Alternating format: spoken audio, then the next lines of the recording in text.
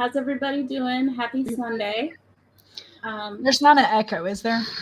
Probably. I think I turned my volume back No, up. no, no. I'm asking for my end because lately, anytime we're live, I've been playing audio through my TV instead of my headphones because headphones for an extended period of time make my ears hurt because they're weak. They can't support the weight of half an ounce.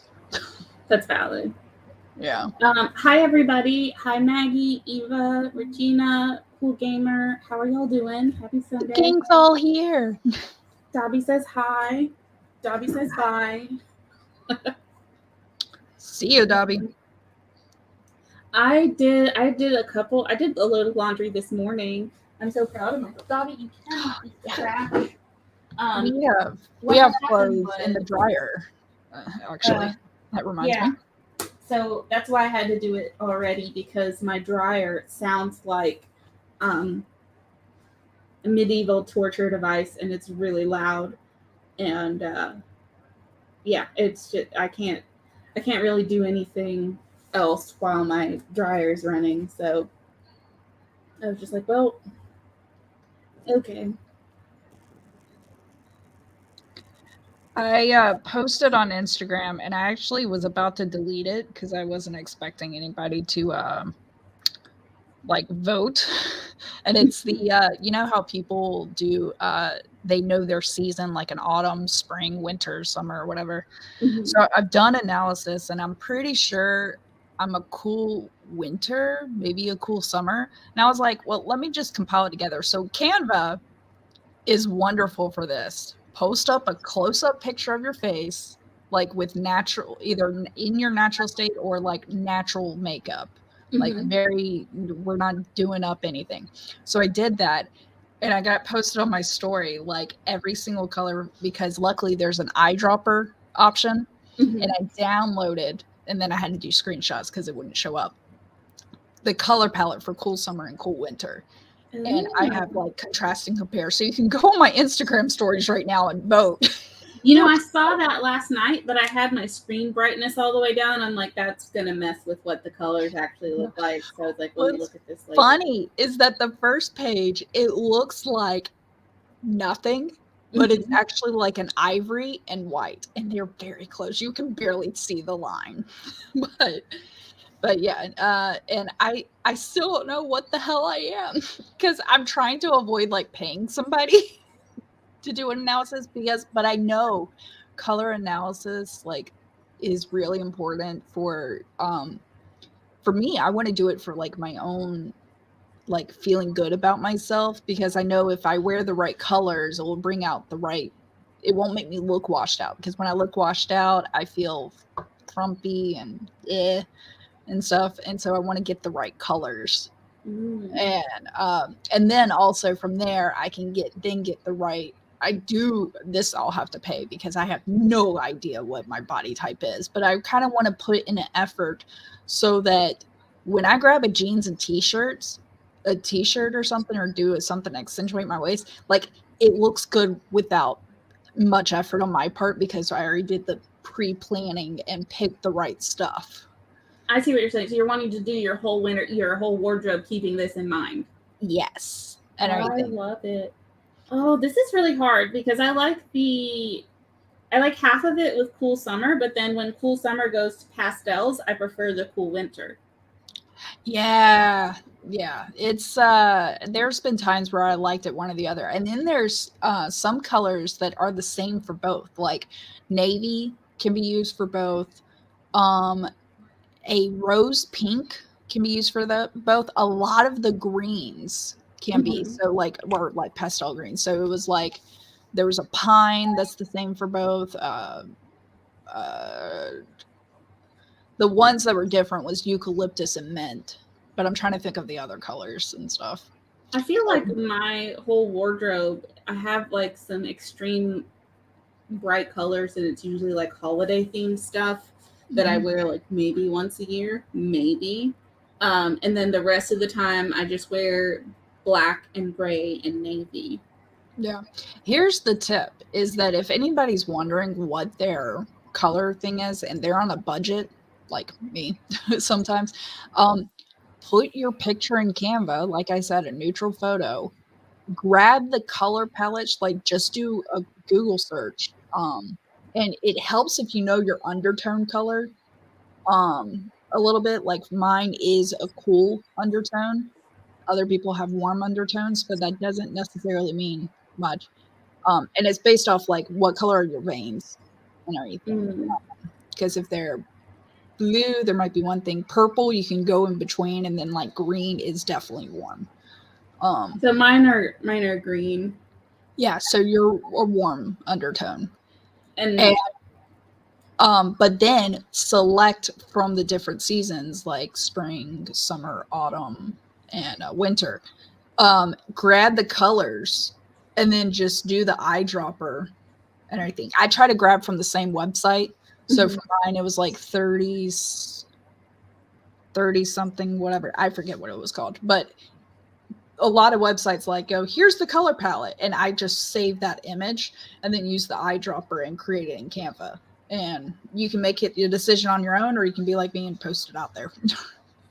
I'm going to have to try that because that's actually on my bucket list, is to clean out my closet, because I have a stupid amount of laundry, and I feel like it would be a lot nicer if I could do like 2 loads of laundry and be done. My goal is to get a capsule wardrobe one day.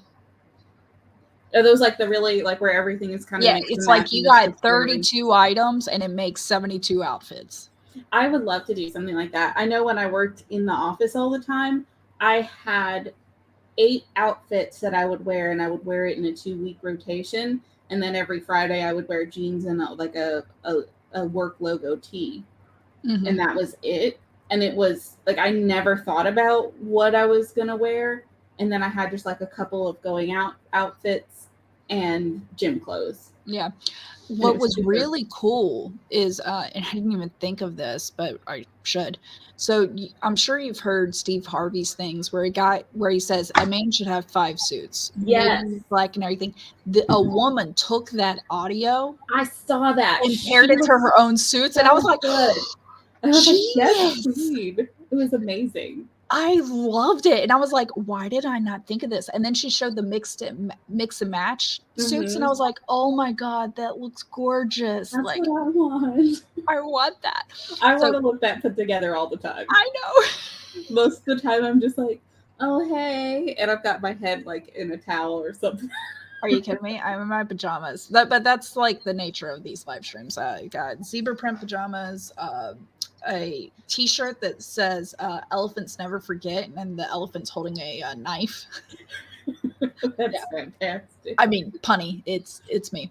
And then just a hoodie and everything, which I think this color is one of the okay colors for me. So I think it's good. Yeah. We'll see. You don't really notice black. Like colors are bad unless they really suck it out of you. Like I notice a bright yellow looks better on me than like a muted yellow. So. Do you know what's funny, Eva? I know a lot of people who have that aesthetic, and they're also like the most feminist people. It's like I like the aesthetic, but do not bring those values anywhere near me. Like, thank you, I'm good.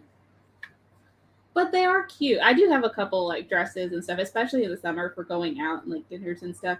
And when I had the 2-week rotation, most of my clothes were dresses, because I would get up. I had really long days too. I would get up at like 4:30 in the morning. Oh God. Go to the gym, leave the gym for work. So I always had my gym bag, my work clothes, my school bag, and my lunch bag. And I'd have to like prep that the night before. And so yeah, it was like, getting out of the gym and you're still like hot and stuff. It's so much easier just to pull a dress on than it is to try to put pants on. And then it was like, also, if you wear a dress, you don't have to worry about matching your, shirt and skirt or shirt and pants. True. I don't have enough different shoes. Like I'm very limited on my shoes. Well, that was it though. All of the dresses I had, I could pretty much wear with black pumps. And it was funny too. Like when I say that, I had a pair of desk pumps that I always kept at work in case of emergency. And I also had like rubber bottomed house shoes that I kept at my desk. So I was very prepared. On it. And that was like, you walk into work looking real put together with work shoes on, and then you're like moving around the office space in slides, and everyone's just like, you're shorter than when you came in, like, about your own self. And they were rubber bottom, so it was like safe, so no one you have to. I wasn't like going around the office barefoot, although with my job I have a uniform, so I can't really change my shoes. Yeah, that's fair. Which sucks. Nobody ever said anything to me about it, but I was also the person that had candy at my desk and Band-Aids and ibuprofen and like, a shout stick and like everything. I was the emergency medicine cabinet. So, I always call that the mom. Like that was me. That was me. Like I had a mom purse before I became a mom, and everyone just came to me and was like, oh, I got this bug bite. Hydrocortisone cream. Here you go, honey. Right. And that's why I was like, nobody's going to say anything to me for wearing rubber bottomed house shoes if I have all that stuff in my desk. Yep. That's funny. So I'm super excited for this story. And I also have your story if you want me to just go ahead and create the that would be delightful. Yeah. So what we're doing is we're gonna do that story that we did a while ago separately, but we linked to each other. But we're gonna do the journalist crosses a line. Ooh, that was so fun. It was. Also, you made a graphic. I'm gonna edit it because I'm obsessed with this graphic, and every time I look at it, I want to use it. So I'm just. What graphic did I do? The countdown one that's like pastel and pretty. Oh yeah. Can we change our colors to that? Dude, yeah, let's go ahead. Okay, it's time for a revamp. Let's go for it. Okay. Yay. All right, because I'm kind of obsessed with this graphic. Every time I see it, I think this might be like my top favorite graphic. I still get people liking it, and I'm like, this is so old. Like, this is from January. Why are you still liking this? I'm obsessed with it. Yeah. Yeah. It's okay. I appreciate the people giving us support. All right. So, paste. There we go.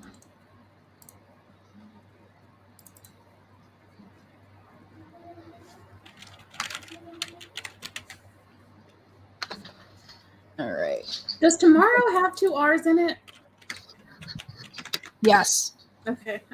Do you know that when you like write something out and you're like, that doesn't look right? Oh my God. Or you're saying it over and over. And we've done this at work where one of my coworkers said that there's a word for that. It's not deja vu, but it's like starts with something else and then it's something vu. Vu.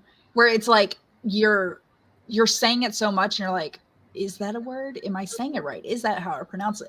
Like we were analyzing, I mean, it could be a case of I'll just say pecan and pecan, like people say it differently. That wasn't the word we were talking about, but it was like we were reflecting on our own. We're like, well shoot, which one do I say? Because it wasn't natural in that moment. And to me, it depends on what I'm talking about. Pecan pie, or do I want to just eat a handful of pecans? Maybe I say pecan, but I was like, pecan pie, eat a handful of pecans. Like to me, it's like the subject matter. It's like I do feel like pecan pie it kind of flows better. Yeah, but I do also just say pecan. But I also, when you're like speaking and then a word comes out incorrectly and you hear it and you're like, that's not. I don't say that. That's not how I say that. And then someone's like, ah! And you're like, leave me alone, okay? I remember this guy. So I used to go work at like my dad's shop after class. When I was in college, I'd go clean my dad's shop for money and stuff. And he got, cheap labor out of it. But as I heard my dad was in the back doing something like welding or whatever. And so I would man the front for a little bit. And this guy came in, he's like, yeah, I'm looking for the owner and everything. I was like, I'll grab him. He's like, good, because he's suspecting me. I just let it roll because I thought he just missaid it. No, he purposely said suspecting, hoping to get a laugh instead of saying expecting me. I'm like, yeah. That's one of those where it's like, I don't know if I call you out on this, am I being a jerk or are you making a joke? Yeah. Because there's exactly. Yeah. Oh my God. I saw I need to make sure I share this with you. So I saw a TikTok the other day, and they were saying there's no such thing as common mispronunciations, because if it's common, it's not a mispronunciation. It's just another way to pronounce the word. Ooh. And I was like, that's valid. Like, maybe. I don't know. I don't know how I feel about that. There's something because he talked about how language evolves and everything. It may still be new, but language evolves, and like, for example,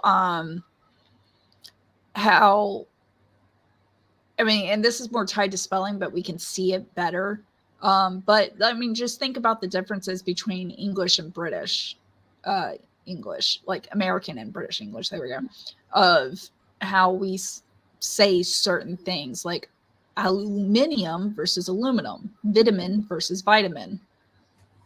So I think, yeah, those wouldn't be considered mispronunciations. That's just a different.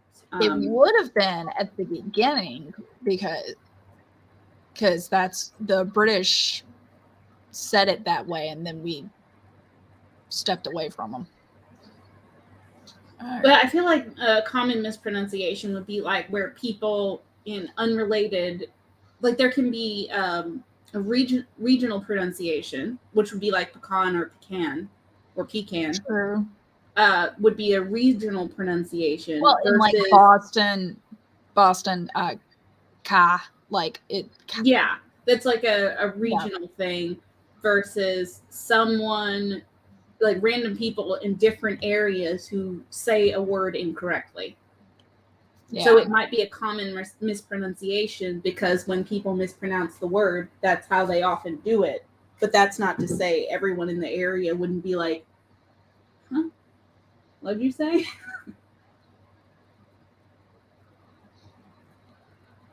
Sorry, I was just reading Mom Maggie's about an almost cousin. Give news about an almost cousin. I'm assuming a birth, adoption. Yeah, interesting. Good luck. I made I'm words. Oh, wow. I was trying to say something, but it's gone now. Oh, God. Bye-bye. Oh, actually, come back to me. I realized I need to change our title to this to. Oh, also, Regina, I guess I didn't hear about your accident. I knew you were away, but I didn't realize there was an accident. So I'm glad you're back. Thank you for being back and joining us. And what I was going to say about your dystopian sci-fi and revisions is like, don't even worry about it. But what I'll do is I will put you down as my the project that I'm going to be reading, and I'm not going to put any more projects down because I'm trying to get my life together. Yeah, it's, oh my God, I've been nerding out on planners and stuff, and I'm really starting to look into digital planners. But I don't want something on my phone because I feel like it's too small. Like my planner this is an A5. And this is what I usually work with. And this is my new one that I cannot wait to start working in. Isn't that such a fun moment when you do your new planner? Like, it's a new one, and I've already started because my current one that expires at the end of October. is already filled up. So, but I've already started doing the Sudokus in here. I got a little coloring page, and I already started coloring some. Oh, that's so fun! Like, it's time for me. It's almost time for me to order my new planner. This will be year 4 in Clever Fox. Yeah, this is year 4 for me in with a personal planner, and I love it, and especially the way I've been able to change things. I haven't changed much actually in the past bit because the layout's the same and stuff, but I'm leaning towards a digital planner just because then I could also have note taking, because right now I'll have my planner with me, and then I have a little notebook for like notes and stuff, which is different than task because I do put task in my planner. But I'm still I'm doing my research because there's the Kindle Scribe, then there's Remarkable as well, and those are like my top 2. But then for anyone else who wants other ones, there's Supernote. So, and they're called like e-ink planner, e-ink devices and stuff. And it's just it's definitely appealing. Different options and stuff, and then you can get a digital planner or whatever off Etsy and download it for your specific device. So yeah, I've been doing a lot of research and it's fun for me. I don't do so well with digital planners because I get something out of writing things down. Well, and that's where it is that it's you got a pen like that works with the device. And with the Remarkable, the pen is cost extra, but with Kindle Scribe, it's a part of it. Oh, that's cool. It's not an extra cost. And there's different pros and cons for them and stuff. And but the reason I'm leaning towards Kindle Scribe is because they got the Kindle app on there. And the reason I like the e-ink planners and stuff is because other than the Kindle app, like I'm not going to be distracted with versus having an iPad and getting a digital planner. I can surf the internet at the same time and everything. And like move stuff over. Like if you're searching something for an event, you can like move it, grab a link, put it in your notes, and have everything. Yeah, I mean, I having that research capability is cool, but at the same time, I feel like it could be a distraction, and I kind of want to focus on just note taking. And the reason I'm leaning towards Remarkable is because Remarkable has an option where you can get like a keyboard attached, whereas Kindle Scribe doesn't have a keyboard attached. And I was like, oh my God, if I got Remarkable, then I could have, when I'm on the go, I could be typing up, because I don't want to handwrite my story or lug around my laptop, but I could be typing up like story ideas or working on a Flash idea that I just got or something without the distraction of internet. And if I got to look something up, I'll usually have my phone with me. That's a really good point. But I'm comparing, contrasting. They're, I mean, we're talking over $300. So I'm like, Christmas and purple. Like really make it work for you. Yeah. Regina, I'm really glad you're okay, because that is rough. Rehab in 6 weeks in RN's house. Finally got home on August 16th. I'm glad you're home and able to move around, because that is 10 out of 10 not a good time. No, to me, it's always, I hate being fixated, physically fixated, whether it's because of a fall or because of task or something. I like movement. I'm that person. Someone calls me on the phone, I start pacing around the house.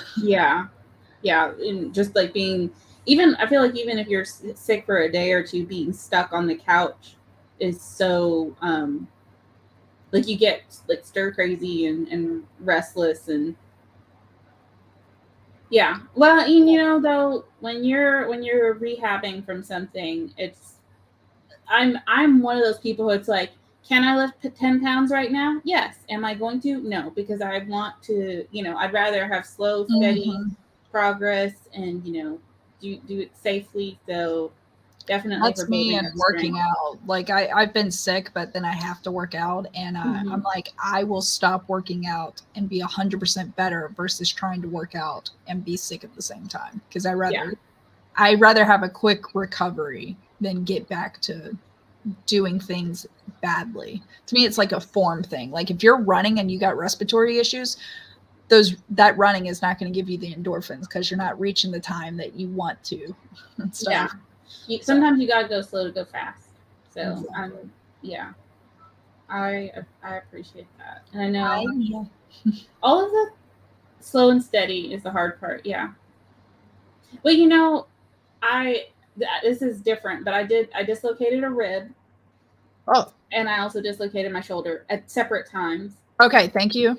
and you know, sometimes it's like, you know, there will be a day and it's like today's not the day. I don't know like what I was going to try to do or whatever, but today it's just not going to happen that way, and that's okay. But when you like just kind of work with what your body is telling you, it gets better a lot faster. So even though it may not be, like you said, not being able to drive yet, um, Mm-hmm. you're going to, when you do, you're going to feel good about it.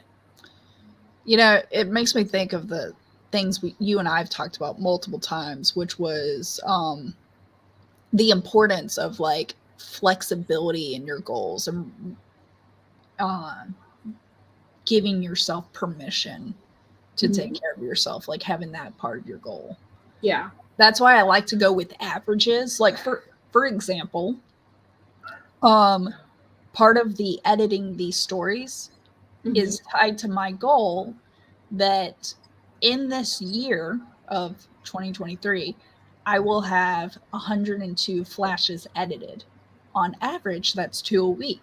Right now, I'm way behind that average. But I got time between now and the end of the year to catch up. So What are it's you doing for Nano? You're uh like this. I'm doing this for Nano. yeah, I guess editing. I haven't done nano in like 3 years now. I just I I like the flexibility of being ready on my own time versus being like I have to do it in November because it's things pop up. Yeah. And I would hate to have this goal set for November and then something happen, heaven forbid. And even though I'm sitting there talking myself through it, going, it's okay. I got my priorities in order. May have not reached this goal, but I took care of my family or I did this. I did whatever. And it's just, I don't like to talk down to it. But if I have like this overall average thing idea, then it's like, I got flexibility. I even asked my, we're both really competitive. So even if we write a goal down and we're like, you know, if I don't get this, it's okay. Like when we don't get it, we're like, this is not okay. I am a failure. So I talked to my friend who he has a doctorate in math. And I wanted him to give me the equation for it. But I asked him a question about, hey, I should be getting at least 2 edits done a week of flashes, but I'm at week blank or whatever week I'm on now, and I'm like 30 something behind. And I was like, because I'll be gaining 2 more flashes a week to be on track, how many days, if I do 1 flash a day, will I be back on track? And he did the math and he's like 42 days. And I'm like, oh, that sucks. Like, wait, I don't want to like make myself do it for 42 days. So what I did is on my Finch app, I have it set to remind me to edit a flash every other day. And then the fact that when we do this, we're doing 2. I'm editing 2, you're editing 1 and writing 1. The fact that we do that, it's making sure that I'm not getting further behind when we do 2. That way, in case something happens and I don't get anything done this week, I'll be fine. But it is allowing me to, what's it called? But it is allowing me that flexibility of pushing ahead. So I'm not gonna get it done in 42 days, but I feel like I am getting closer and closer so that maybe come November, who knows? I might be like, I can get 15 done, you know, and maybe set that goal. I just don't want to do an everyday goal thing. Which Yeah. is funny because I did that with Flash Fiction February and Camp Flash, but in July. But I just, it was tough and everything. It was definitely a push, and I kind of, a lot of other things got pushed to the side. And now that my husband works, I'm the one cooking each night. I'm the one like I'm going physically to work more than I did last year. So I'm like, okay, we kind of priorities, knowing what I can do and what I can't. I'm trying to get better about that. And that's why I was saying, you know, especially Regina, like if you knew how many things I pushed and adjusted this year, it's been wild. But my brain has changed, and you know, I wasn't expecting that. I was definitely nose to the grindstone for like 2 years, and that was all I did. And I'm not in that headspace anymore, so I totally understand like adjusting schedules. And for me, like to hear you say that, honestly, like it helps me that you're pushing that. So, but I'm also having to be more realistic about what I take on now because of, you know, the way that I'm functioning is completely different. And I heard a great thing, and I know we need to get started, but I heard a great thing, and it was talking about saying no is self-love. I was like, oh, that's like, you're not saying no to someone because you don't love them. Like, don't look at it that way. It's self-love yeah, to say no I because say you're, no to you because I already said yes to myself. yes. And I was like, oh my God, that is such a beautiful thing to think about, like to consider that. Um, because so many times we think no, and like I'm letting someone down, I'm doing this or whatever. It's like, no, I know my limitations, um and everything. Like even my husband and I, we talked about like, yes, we can always do more, but if doing more is going to sacrifice our mentality, then no, the answer is no, we can't. Um, Yeah. and we had a nice conversation about that. And then I'm just hoping that when we both have bad days where we have 0 spoons left, um, I'm hoping they don't line up to be the same day at this point. Otherwise, then we're looking at our 12-year-old and be like, hey, honey, well, she's about to be 13. Hey, honey, come on, need your help. I mean, I don't know. I feel like I had probably 14 plates spinning at one point in time, and they just started flying off in different directions. And I was like, oh, oh, oh, you know, you know how They France always became like, flying saucers instead yes, of spinning yes, plates. they're just like whizzing everywhere, and I'm just like with 2 plates left, and I'm just like, this is fine. Fine. And you know, it do be like that sometimes. Yeah. Okay, let's get started because we've been talking for like 40 minutes. Okay. Whoops. It's fine. Okay. We will edit and then talk over our comments and suggestions. All right. In 3, 2, 1.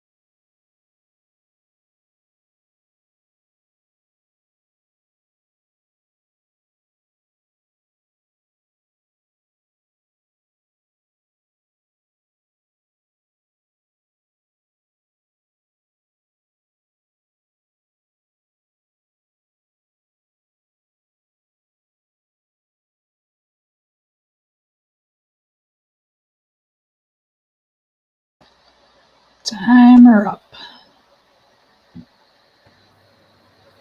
So I have some notes.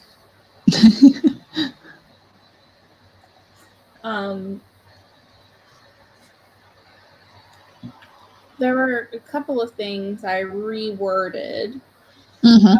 Which is fine.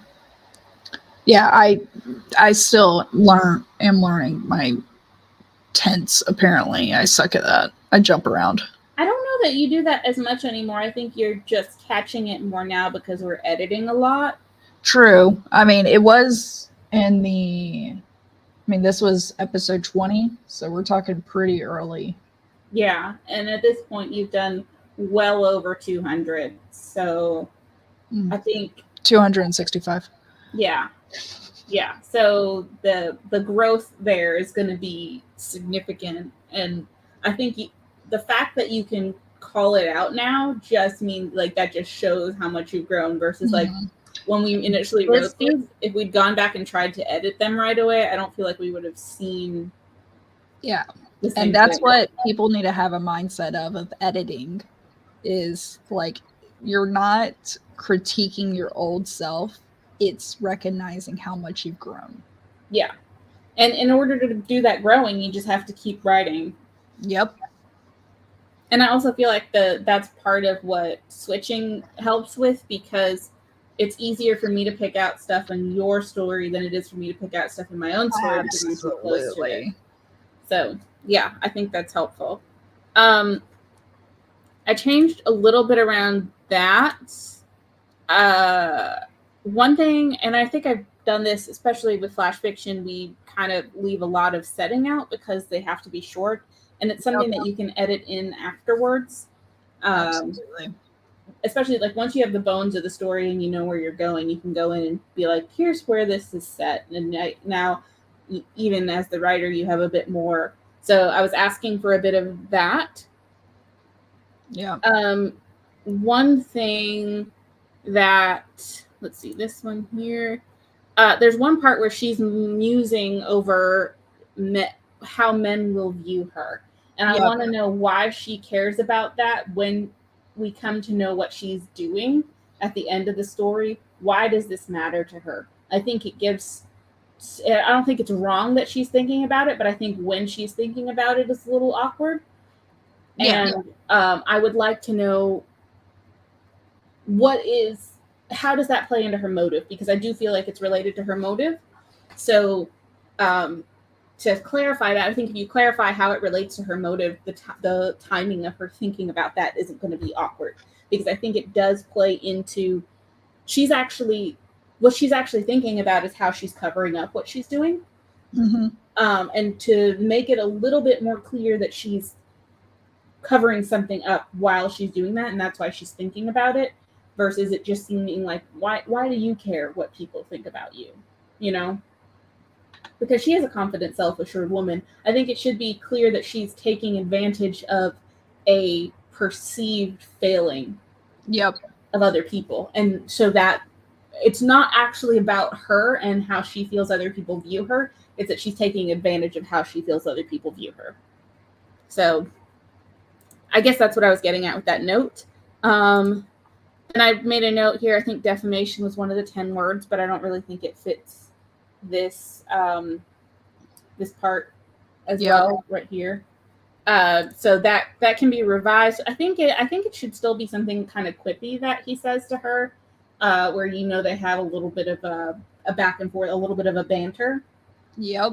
To show that he likes her and stuff, and and just kind of like I thought it might actually be an opportunity for us to see why, that if she likes him or not. Like maybe he makes a joke about how he doesn't have to keep a little black book on her like he does on one of her coworkers who's maybe a male that neither of them like, and they're kind of bonded over that. So, and that way you can keep the little black book quip in there because I think it's cute. I got an idea already on how that would go. So yeah, okay. And maybe you could actually keep the defamation in there, but he's like, oh no, I'm definitely defaming this guy because I do have to keep a black book about where he is and what he's doing. And then at the end, I'm not loving the murder weapon. And I think that was also like the way that was is one of our 10 words. Yeah. But I was thinking about it, how much force it would take to bludgeon someone to death with a book and how heavy the book would have to be. And then I was just thinking about pages going everywhere and them having like gore on them. And I'm like, there's no, that's going to be so inefficient. Unfortunately, this is tied to another story where it's written from his point of view, Jum's. Mm-hmm. And the whole book thing continued. Yeah. So I would like to, I think it could be fun to keep the encyclopedia murder in there. But I would like a little more refinement on the murder weapon.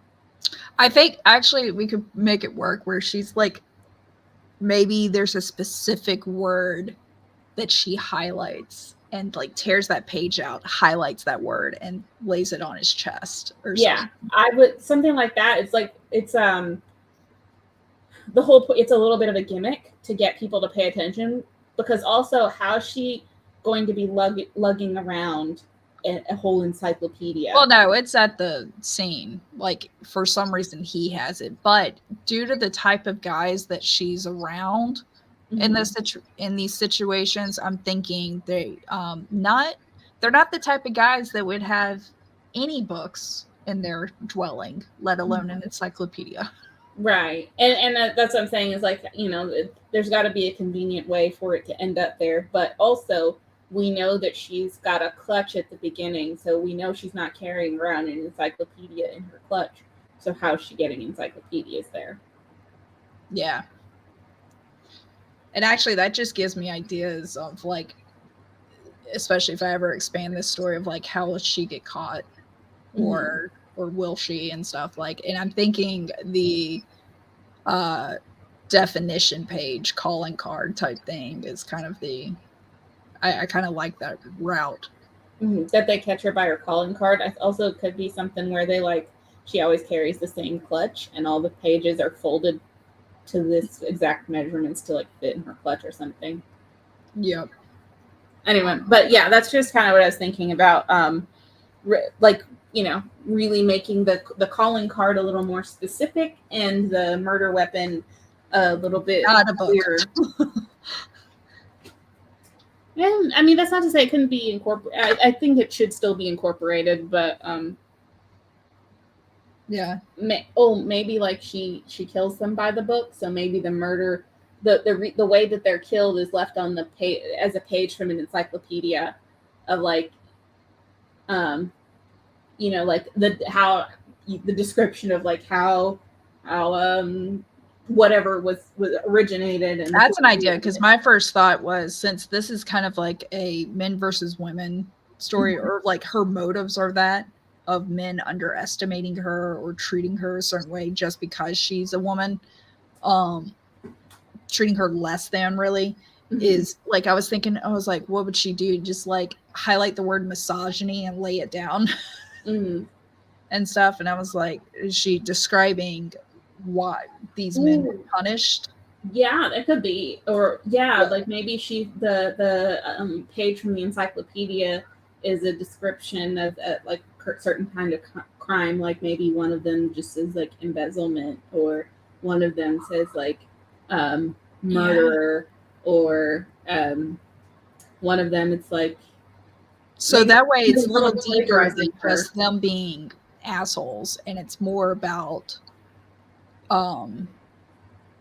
her uncovering, because at first the motive was like she's dating guys and they treat her a certain way, and it's either lack of respect or treating her less than, or like all these other things. But I kind of like the idea of, they treat her that way, but when she dug deeper, it's which she would be able to do as a reporter. So she's like, she's punishing them for their crimes in a sense. She's saying what the crime was with this encyclopedia entry, and she's also using that as a way to kind of improve her career because she's getting the scoop on this.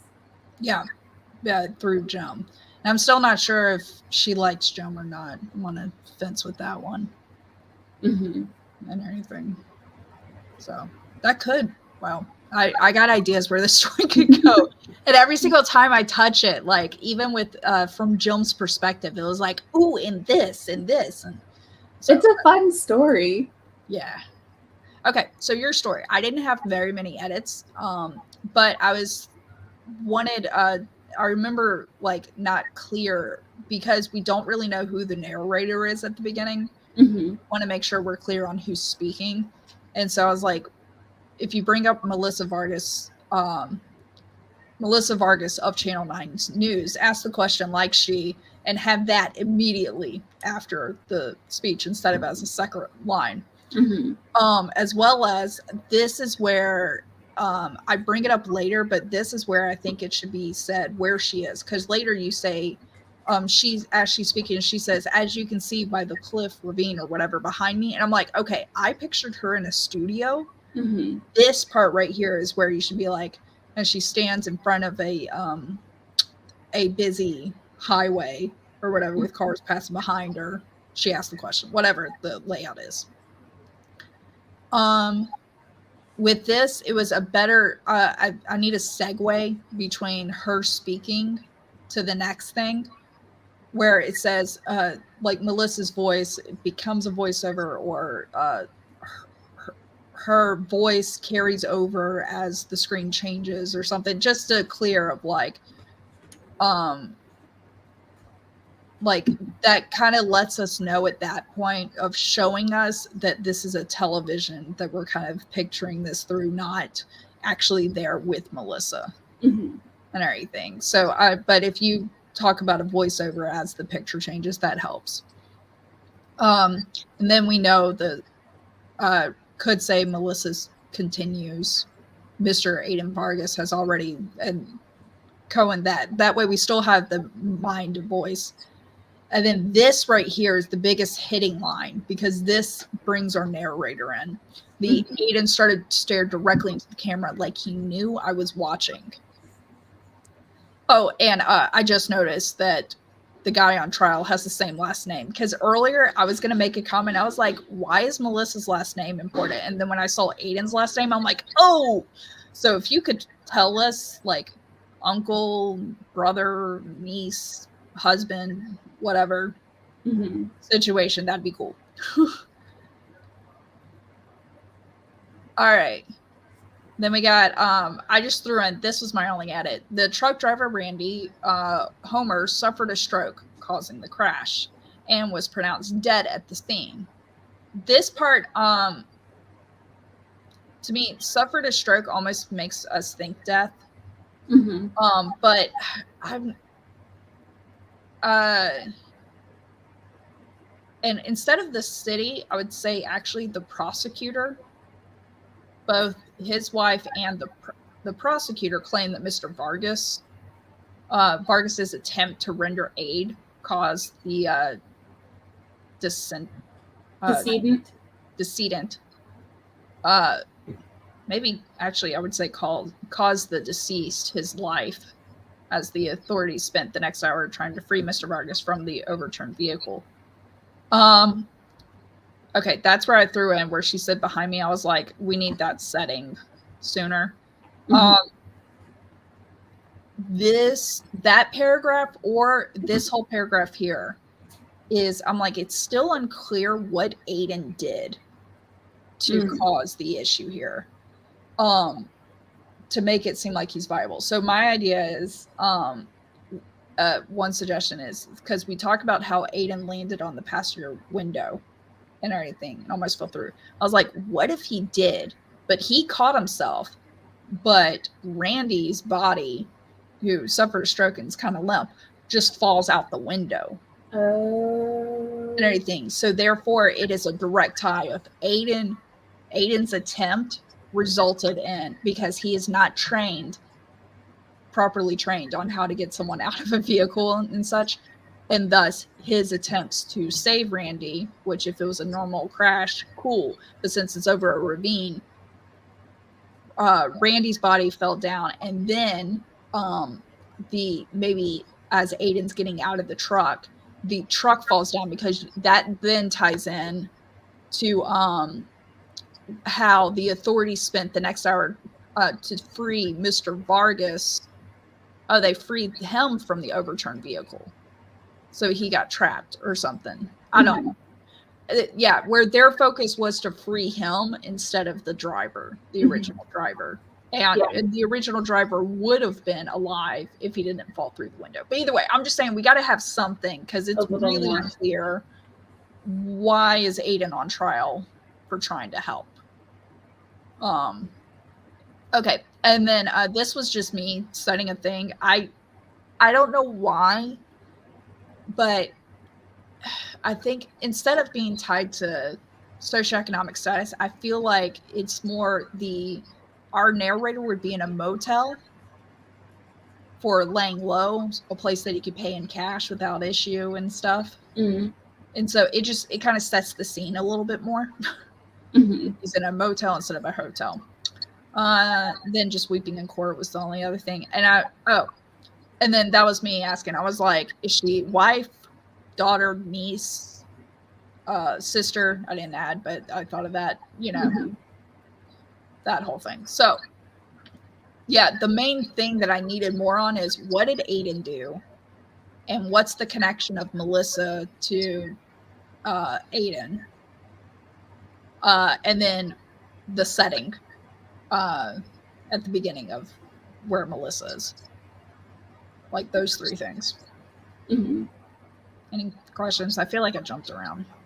No, that's good. I'm quiet because I'm thinking a lot. Yeah.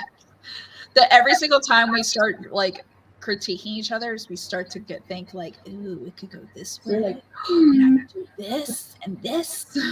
And then next thing we know, we got it like a full novella, if not a novel. Yeah. Aw, thanks, Jenna. We appreciate you. Just keep us on mute. Hopefully we're not saying hi to the class or anything. All right. So yeah, that's where we're at. Okay. I think I'm ready. Yeah. Now I just got to get this screen ready to set it to 20 minutes to edit. All right. I might even grab a water. I suggest others do the same if you got to hydrate. Thanks, Aaron. Yeah.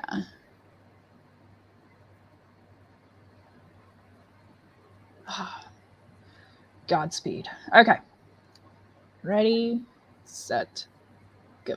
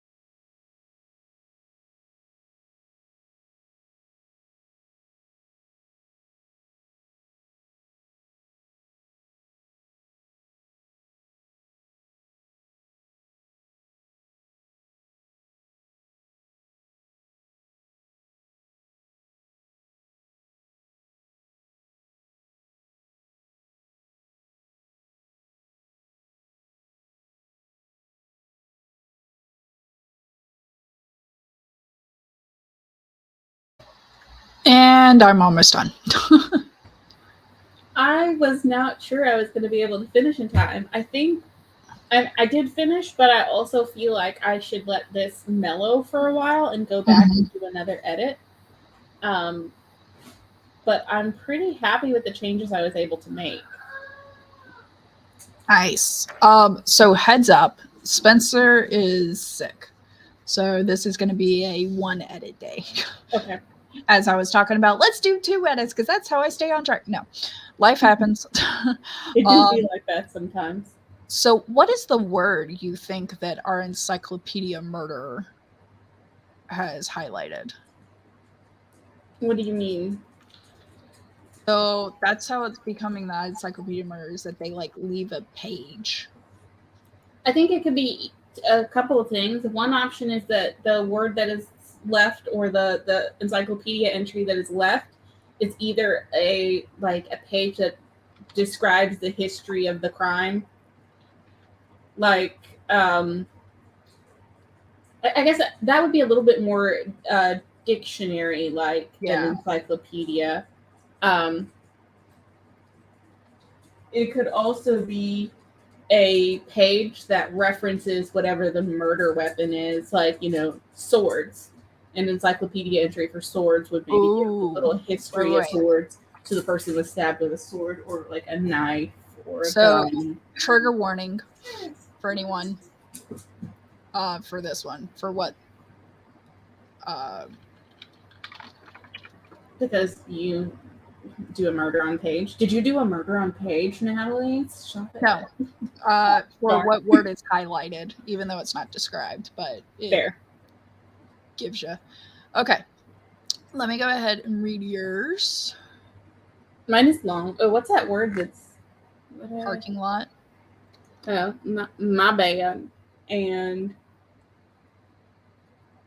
Mystery rain? No, it should be misting. Oh. It's not at all even there a little. Go. Changed.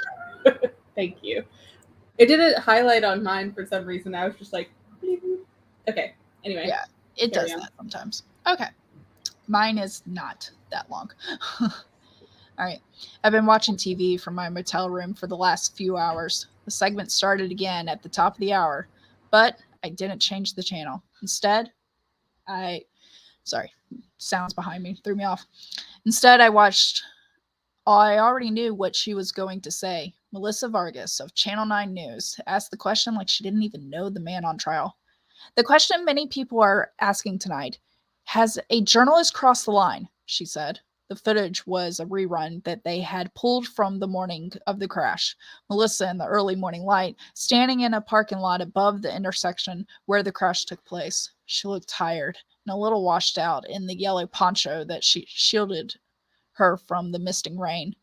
To me, it seemed obvious that the question that they should have been asking was how Melissa managed to stay objective when it was her husband on trial. Oh my God, this is getting juicy. The coverage continues.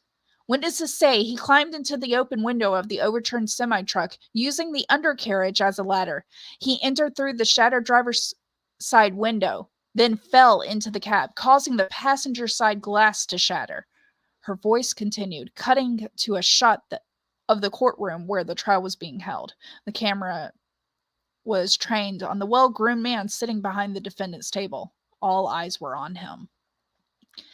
Mr. Aidan Vargas has already levied a defamation case against the city, claiming that he was attempting to render aid. Witnesses say that that was not the case. One witness went as far as to say that Mr. Vargas had not been carrying his mic pack and a small camera. He would have been able to access the vehicle if he had not been carrying his mic pack and small camera. He would have been able to access the vehicle more safely. Aidan stared directly into the camera like he knew I was watching. The truck driver, Randy Horner, suffered a stroke, causing the crash, and was pronounced dead at the scene. Both his wife and the prosecutor claim that Mr. Vargas's attempt to render aid cost the descendant his life, as authorities spent the next hour trying to free Mr. Vargas from the overturned vehicle. Mr. Horner's rescue was put on hold as he fell through the shattered passenger window, and a climbing team had to be brought in to attempt a helicopter rescue. The scene cut back to footage of Melissa on the scene of the accident. Behind me, you can see the steep embankment where the truck was hanging over the rocky ravine. I was lucky there had been an audience. There was plenty of people who had finished their shopping and were loading up their cars in the parking lot of the supermarket across the street. They had stopped to watch the truck careening over the intersection. They watched long enough to see a thin man weasel his way into the window of the cab, hear his frantic shrieks when he landed on the passenger side window and nearly fell through. I wonder if he ever stopped to contemplate the consequences of his actions. Most people wouldn't classify him as a frat boy, but they didn't know him like I did. I tapped my cigarette over the ashtray and lay back on my too soft motel pillow, my eyes focusing on the television. It was a somber day as the victim's wife was seen weeping in court. Melissa said the words in an oddly businesslike tone, the way all reporters do. But I wondered if she even cared about anything her husband did. I turned the volume off on the TV and watched the split screen of her reporting and her husband sitting in court looking like he'd been reading the encyclopedia. I tapped my cigarette once more, letting the ash fall into the tray below, then stabbed it out as I blew smoke between my smiling lips. I may have had a hand in everything else, but Aiden, his own pride would be his downfall. Okay, so now the only question I have is, how did our, narrator make this happen? Like, why is he taking credit for what Aiden did? That's the only question I have, but I think that's also kind of a good question. Like, one of those, like, we see this person as a mastermind, but we don't know the plan. Mm-hmm. But yeah, no, I like the improvements. Like, it is clear, concise, perfect, exactly what. And I concur with you. It definitely, we could make it bigger and longer and intertwine. Yeah, and there's some parts where I feel like it could be easier to read, but I think at least it would be a matter of just polishing like line edits versus formatting and like moving pieces around to clarify what's happening in the story. Mm-hmm. Perfect. Like, there were a few parts where you were reading and I was like reading with you and I was like, oh yeah, I worded that so badly. Well, now I read it now, and it's like, one witness went so far as to say, had Mr. Vargas not been carrying his mic pack and a small camera, he would have been able to access the vehicle more safely. Like, that rolls off the tongue now. Before, I was trying to put had somewhere else. I feel like I could put punctuation in there though, so it would be smoother. But also, I mean, there's a balance between that and like newscaster speak. Yeah. Yeah, and luckily your newscaster speak is like clear, like the voice is clear. And you know, as a kid, I have to say, just as an aside, that was one of the only things I was able to do to like watch on TV. Is I would watch the like 5 o'clock news with my grandpa like every night.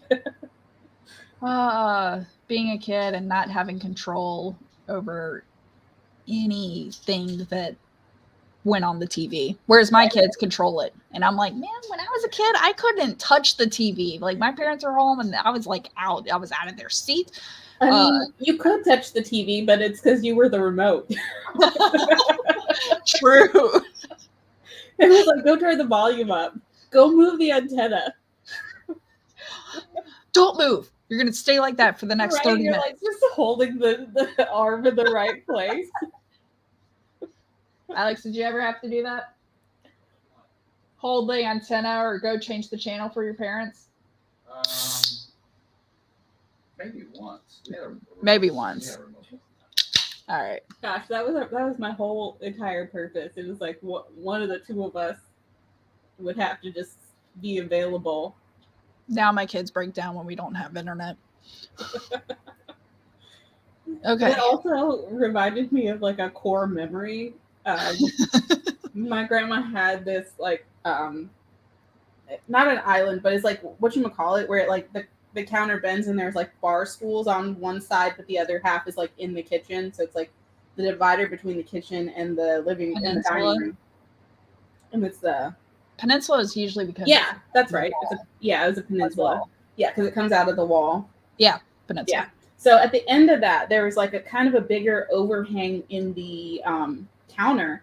And it was big enough that it was kind of like you had to walk around it. So my brother and I used to sit there to watch TV.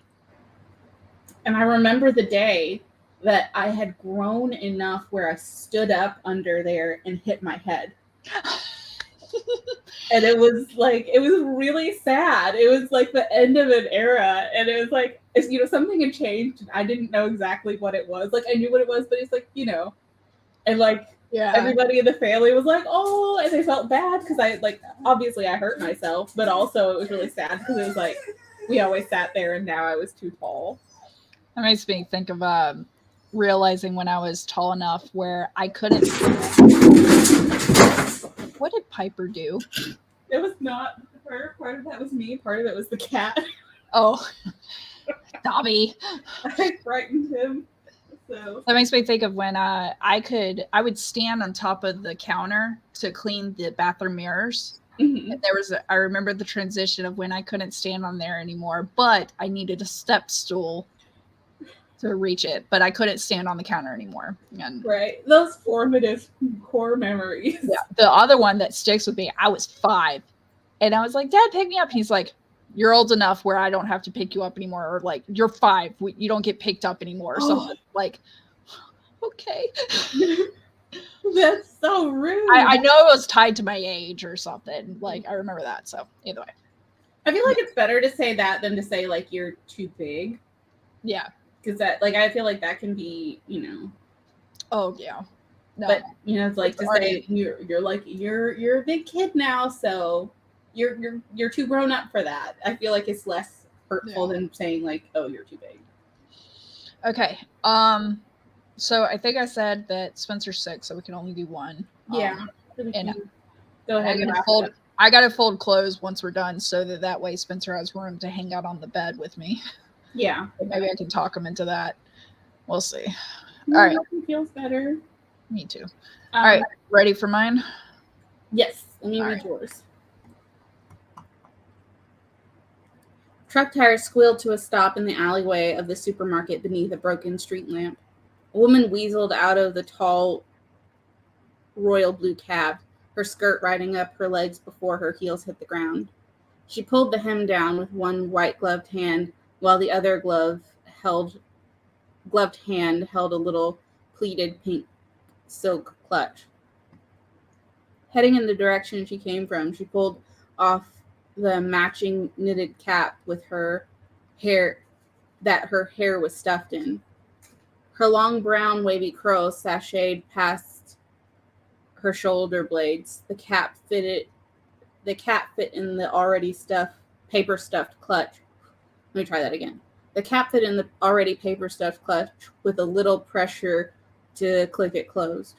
She was poised once again before entering the lit sidewalk from the darkness of the alley. As her steps echoed on the concrete, she contemplated how many men would assume she could drive a big truck, let alone a stick shift. So many men underestimated her, from professors suggesting personal tutoring for her to earn an A in their class, to her boss offering to go shopping with her for a more fitted look. Even her own father wouldn't let her touch his tools and told her to go into the kitchen with her stepmom. If they could see her now, they'd eat their words. Men always underestimated women's capabilities. That is why men are so shocked when a woman is capable of doing the same thing a man can, like driving a big truck. Her phone rang, shaking her from her mindful rant. Stacy, we got another body over on 6th Avenue. If you can get here in 10 minutes with your camera guy, I can promise you the first officer on the scene interview.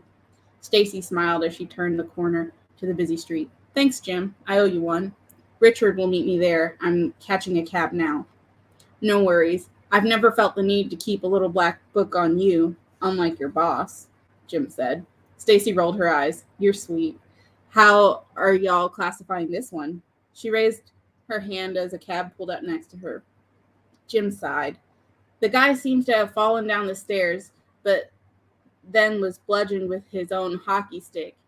It is another encyclopedia murder with the word rapist highlighted, but this is a little different because we're also trying to locate his truck.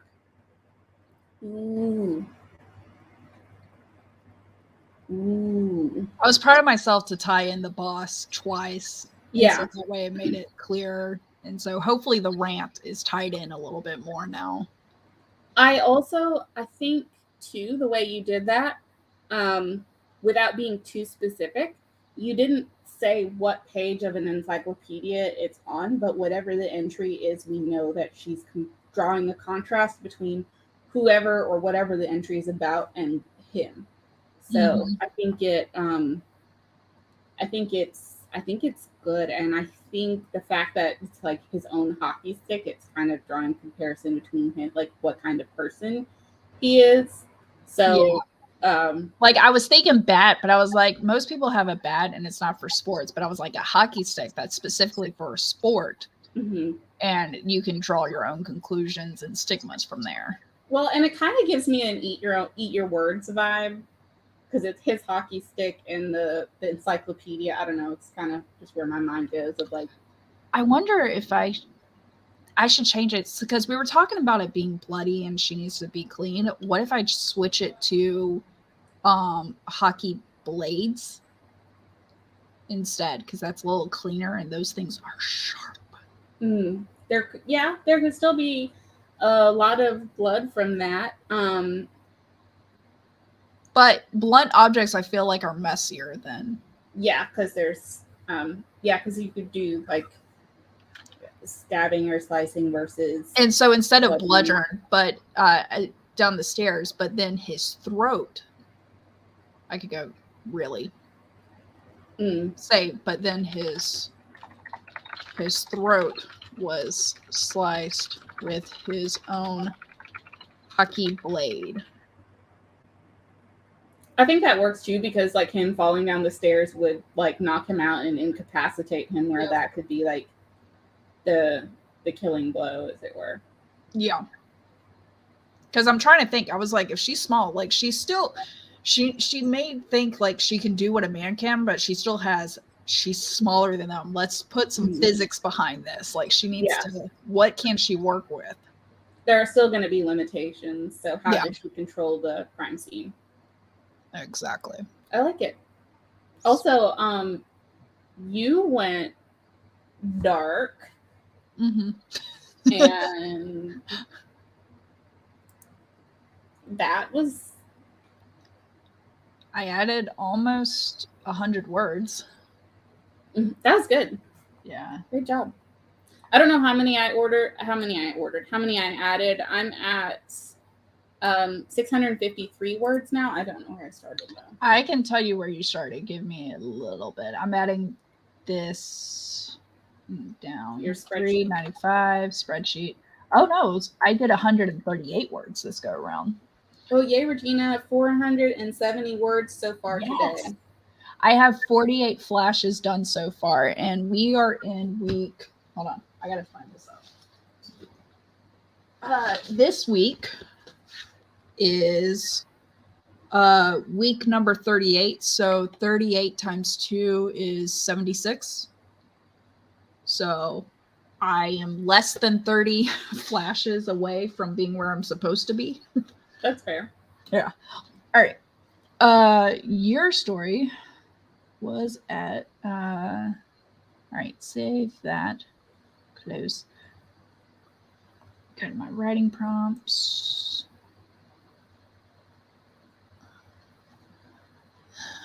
I have so many. 20. So you started at, let's see here.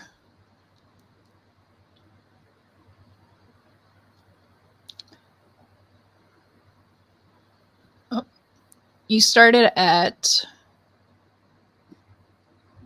393 words. What? Yeah. That's crazy. Bravo, honey. That's why I didn't realize I almost doubled. Okay. Go me. Absolutely. And now I just got to add my story in.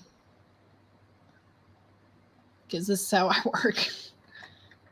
I got, and everyone's getting a little taste of how I save my stuff. Oh, mine's a hot mess. Yeah. Where's my Google Chrome? Nope. Ah, hello. Bobby, quit it. There we go. So now I can highlight this and add it. All right. Well, I'm going to see if Spencer is going to do anything. He's in this, like, I don't even know what type of mood I could call it. Maybe something's going around. Yeah. Like, he thinks he's going to throw up, but he hasn't yet. That's And not. he says there's something in his throat. But he's been saying that for weeks. And I had strep, but we actually had him tested for strep. Like, I just wanted to make sure. Does he have allergies? He could. Like, I think both of my kids are getting allergies. But the thing is, so Zoe's willing to take like a pill, Zyrtec and stuff. Mm-hmm. Spencer is like a no. What about the like the peppermint flavored dissolvable like Claritin or something like that? Maybe when it comes to like pills or even liquid and stuff like that, he's a no. Because those taste kind of good, and I feel like you could give it to him like it's an Altoid. Maybe. They look like Altoids and they taste pepperminty. I mean, you'd have to check with his doctor about like dosing. Yeah. If well, and then luckily my sister's a PA. Okay. And then the other one's a nurse practitioner, so I can just call them and be like, "Okay, Spencer might have allergies," because that's actually it's legit. Because I know Zoe has allergies. Well, especially right after you move, even if they go away when you move, you can have like new allergies as you adjust to the environment. So I don't know. That may like some, I don't know. That's the first thing that popped into my head. I don't know if they have kids allergy because I don't know any about that, but I know how like not wanting to take pills. If you can be like, look, this is candy. It's like an Altoid. Yeah, I try to give him gummy vitamins, and he doesn't like it. Mm-hmm. Like, and those taste like candy to me. Yeah. So don't eat too many vitamins. Nope. So that's fair. Well, we'll see how it works. Me too. Well, thank you, everybody. And thank you, Gina dear. Being hard on myself, though, is my second language. And appreciate everyone coming out. Next Sunday will be edit number 21. It will be on my channel.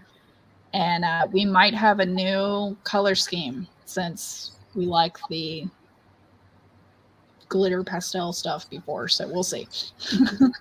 All right. Going offline. Bye, everybody.